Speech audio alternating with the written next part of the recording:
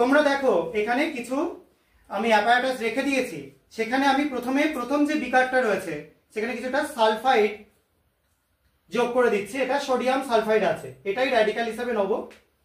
এবার প্রত্যেকটাই কিছুটা করে এমনি জল যোগ করে দেব। ফার্স্ট এরটায় জল যোগ করা হচ্ছে, আর বাকি যে কটা খালি রয়েছে সেগুলোর মধ্যে কিছুটা করে জল যোগ করে দেওয়া হচ্ছে, যাতে আমাদের এক্সপেরিমেন্টগুলো দেখাতে সুবিধা হয়। বেশ, এবার বাকিটা রেখে দিয়ে এটাকে ভালো মতো ভাবে তাহলে সেট করে দেওয়া হোক, যাতে সল্টটা ভালো মতো ভাবে দ্রবণের মধ্যে চলে আসে। তাহলে এটা আমাদের তৈরি হয়ে গেল সালফাইডের একটা স্যাম্পেল। এই স্যাম্পেলটা নিয়ে আমরা পরস্পর 3টে এক্সপেরিমেন্ট করে দেখাবো। এবং প্রথমজন চলে আয়।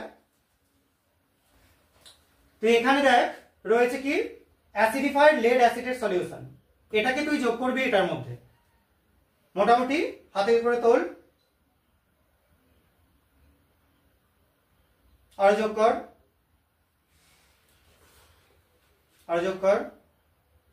বেশ, এবার এটাকে একটু চেক করে নে। এবার তুই এখান থেকে কিছুটা স্যাম্পেল নিয়ে ওর মধ্যে যোগ কর, আস্তে আস্তে ধরে। আর একটু যোগ কর। ব্যাস, ঠিক আছে। এবার আস্তে আস্তে চেক করে, ঠিক আছে, তুই এবার একটু হাতে করে সামনে দেখিয়ে দে। এই যে কালারটা তৈরি হচ্ছে, এই কালারটা আমরা এখানে অ্যাড করেছিলাম যেহেতু একটা লেডের সল্ট, পিবিএস তৈরি হওয়ার জন্য এটা কালচে হয়ে যাচ্ছে কালারটা। এবং এই পিবিএস থেকে আমরা বুঝতে পারবো যে অন্ততপক্ষে একটা সালফাইডের কিছু আছে, যার জন্য লেড দেওয়াতে এটা লেডের সল্ট দেওয়াতে কালচে